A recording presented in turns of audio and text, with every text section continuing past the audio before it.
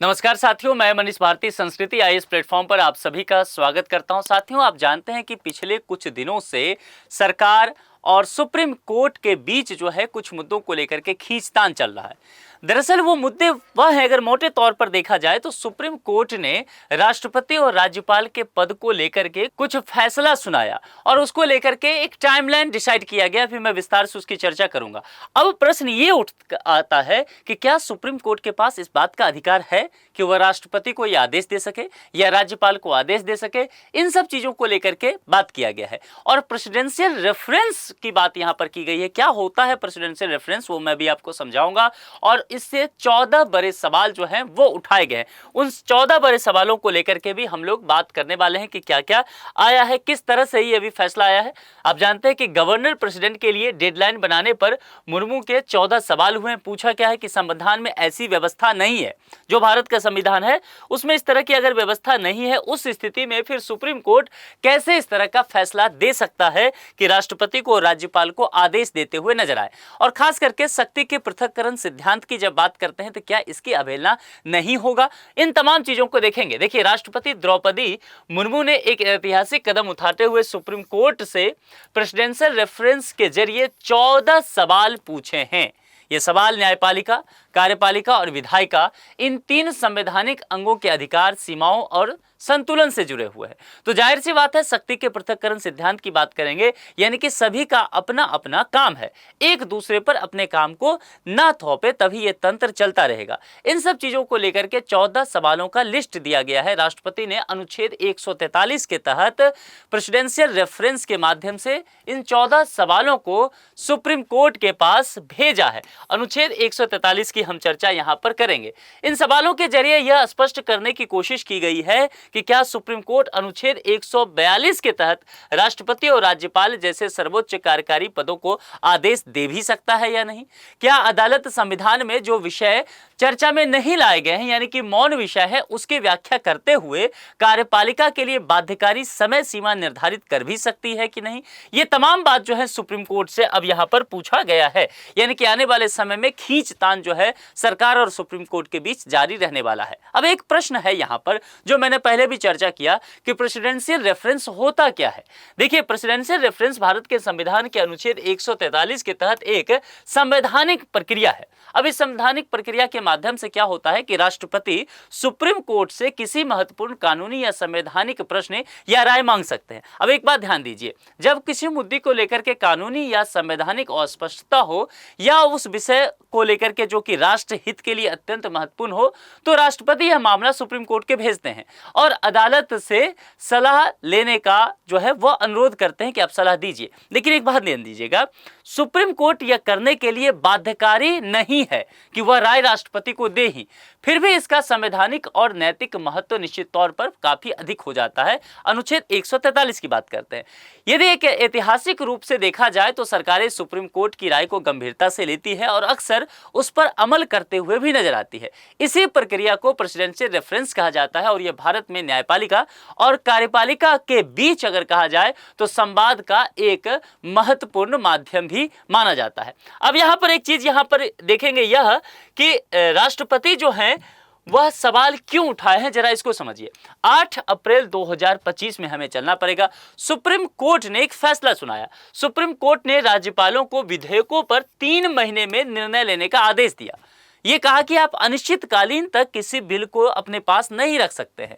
आपके पास 3 महीने का समय है और 3 महीने के अंतर्गत ही आपको निर्णय ले लिया जाएगा।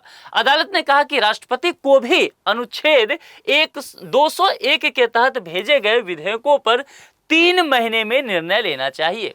यानी कि बात यहां पर गवर्नर को लेकर के भी कर दिया और राष्ट्रपति को लेकर के भी कर दिया और दोनों को 3-3 महीने का समय दिया कि अनिश्चितकालीन तक आप बिल को लटकाए नहीं रह सकते। यह फैसला अनुच्छेद 142 के तहत दिया गया, जो सुप्रीम कोर्ट को पूर्ण न्याय सुनिश्चित करने का अधिकार देता है। तो सुप्रीम कोर्ट को जब भी लगता है कि किसी मामले में पूर्ण न्याय नहीं हो रहा है तो वह अनुच्छेद 142 का इस्तेमाल किया करती है।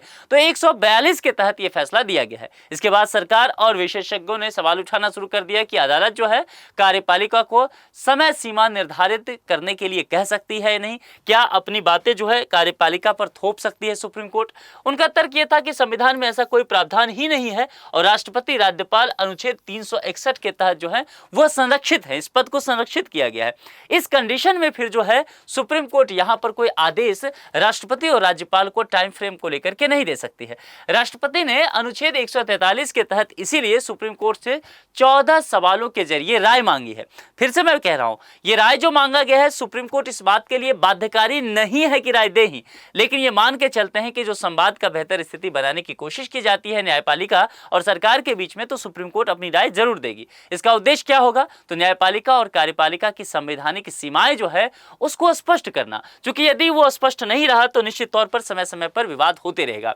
अब कौन से 14 सवाल जो है राष्ट्रपति से पूछे गए हैं, जरा इसको लेकर के देखते हैं। राज्यपाल के पास विधेयक मिलने पर उनके संवैधानिक विकल्प क्या है।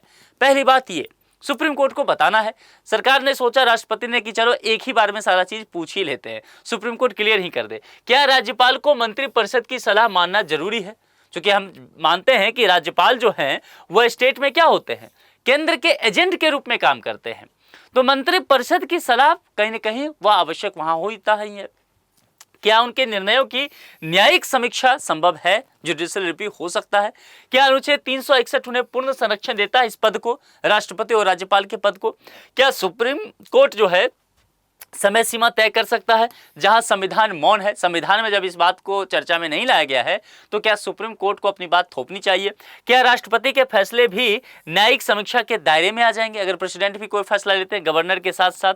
क्या अनुच्छेद 201 किससे संबंधित है, प्रेसिडेंट से। तो क्या 201 के तहत राष्ट्रपति पर भी समय सीमा लागू हो सकता है 90 दिन का, यानी कि 3 महीने का। राष्ट्रपति को बिल पर फैसला लेने से पहले सुप्रीम कोर्ट से राय लेनी चाहिए या नहीं, क्योंकि अगर आप कहते हैं कि राष्ट्रपति जो फैसला लेते हैं और वह जुडिशियल रिव्यू के अंतर्गत आ जाता है, तो इससे बेहतर तो यही है कि प्रेसिडेंट बिल पर कोई फैसला लेने से पहले सुप्रीम कोर्ट से एक बार विचार विमर्श कर ले, क्योंकि मामला फिर आपके पास ही जाएगा, बदल दोगे उस चीज को। तो ये यहाँ पर ये सारी बातें 8 यहाँ पर पूछा गया है। 9वां क्या है, क्या कोर्ट विधेयक के कानून बनने से पहले उस पर विचार कर सकती है, ये एक महत्वपूर्ण चीजें हैं। और 142 अनुच्छेद 142 के तहत कोर्ट राष्ट्रपति राज्यपाल की शक्तियां सीमित क्या कर सकता है पूर्ण न्याय को लेकर के, ये बातें हैं। क्या राज्यपाल की मंजूरी के बिना भी विधेयक कानून बन सकता है, ये एक बहुत महत्वपूर्ण विषय है। क्या यह अनिवार्य है कि ऐसे संवैधानिक सवाल 5 जजों की बेंच सुने। समझिए, यहां पर कहा गया कि 5 जजों की बेंच सुने, यानी कि संवैधानिक बेंच की बात की जा रही है। क्या अनुच्छेद 142 केवल प्रक्रिया तक सीमित है या वह मौलिक प्रावधानों को भी प्रभावित कर सकता है। अनुच्छेद 131 के तहत विवाद को सुलझाने के अलावा कोर्ट के पास और क्या क्या विकल्प हैं, ये सारे बातें जो हैं राष्ट्रपति ने पूछा है सुप्रीम कोर्ट से, और मान के चलते हैं कि सुप्रीम कोर्ट आने वाले समय में इन सब चीजों को लेकर के विचार करे। संवैधानिक अनुच्छेद जिन पर बहस हो रही है जरा वो देखते हैं। सबसे पहले मैंने अनुच्छेद 142 का चर्चा किया था और मैंने अनुच्छेद 142 चर्चा करते हुए कहा था कि यह पूर्ण न्याय सुनिश्चित करने का एक विशेषाधिकार है सुप्रीम कोर्ट को, और सुप्रीम कोर्ट जब इस पूर्ण न्याय सुनिश्चित करने के विशेषाधिकार का इस्तेमाल करती है तब निश्चित तौर पर कहीं न कहीं सरकार से यह व्यवस्था से टकराव देखा जाता है। अनुच्छेद 143 क्या है? अनुच्छेद 143 है राष्ट्रपति को राय मांगने का अधिकार है निश्चित तौर पर, लेकिन मैंने कहा था कि सुप्रीम कोर्ट इस चीज के लिए बाध्य नहीं है कि आपको राय दे ही। अनुच्छेद 200 क्या कहता है? राज्यपाल के विधेयकों पर निर्णय लेने की शक्ति की बात करता है, ये गवर्नर के पोस्ट के लिए। और 201 किसके लिए है? राष्ट्रपति के पास जो सुरक्षित विधेयक है उस पर निर्णय लेने की बात करता है। और अनुच्छेद 361 कहता है राष्ट्रपति और राज्यपाल को कानूनी कार्रवाई से छूट दिया गया है यदि कोई व्यक्ति इस पद पर बैठते हैं तो जाहिर सी बात है क्या सुप्रीम कोर्ट फिर यहाँ पर जो कहा गया है कि भाई पूर्ण न्याय सुनिश्चित करने का विशेषाधिकार आपके पास है, तो अनुच्छेद 142 के तहत क्या राष्ट्रपति और राज्यपाल पर ये सारे कार्रवाई आप कर सकते हैं? क्या अपने विचार को आप उस पर थोप सकते हैं? ये देखने की बात होगी। दूसरी बात यह है कि क्या इस प्रेसिडेंशियल रेफरेंस का महत्व क्या क्या है। देखिए, निश्चित तौर पर अगर बात किया जाए तो भारत के संवैधानिक मूल्यों और संस्थाओं के बीच जो है शक्तियों के संतुलन को पुनर्स्थापित ये कर सकता है, क्योंकि अभी तक तो ये है कि शक्ति का पृथक्करण सिद्धांत हम लोग पालन कर रहे हैं। कि विधायिका का अपना कार्य है, कार्यपालिका का अपना कार्य है, न्यायपालिका का अपना कार्य है, ओवरलैप ना करे, नहीं तो समस्या होगा। लेकिन अगर इस तरह से चीजें आता है तो प्रेसिडेंशियल रेफरेंस से हम देखेंगे कि निश्चित तौर पर कुछ परिभाषाएं नई तरह की आएगा। सुप्रीम कोर्ट की राय से यह स्पष्ट हो सकता है कि न्यायपालिका कार्यपालिका के कार्यों में कहां तक हस्तक्षेप कर सकती है, क्योंकि प्रेसिडेंट ने प्रश्न ही ऐसे ऐसे पूछे हैं कि यदि उसका जवाब आता है तो निश्चित तौर पर बहुत सारी चीजें क्लियर होगा।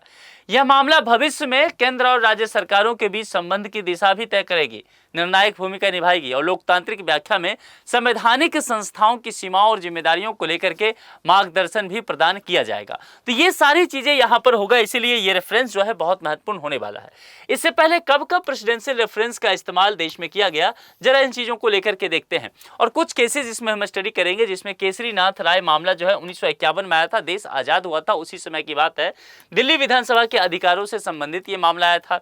इसके बाद जो है बेरूबारी संघ मामला 1960 की बात करेंगे, भारत और पाकिस्तान के बीच जो सीमा विवाद हुआ था। केशव सिंह मामला जो है 1964 में हुआ था, जिसमें विधानसभा की विशेष अधिकारों से संबंधित मामले आए थे। राम जन्मभूमि विवाद 1993 बहुत महत्वपूर्ण है, अयोध्या में बाबरी मस्जिद के स्थान पर मंदिर के अस्तित्व से संबंधित था, तब भी जो है प्रेसिडेंशियल रेफरेंस का इस्तेमाल किया गया था। गुजरात विधानसभा चुनाव 2002, निश्चित तौर पर कौन नहीं इस बात को जानता कि चुनावों के स्थगन पर चुनाव आयोग के निर्णय की वैधता की यहां पर बात की गई थी।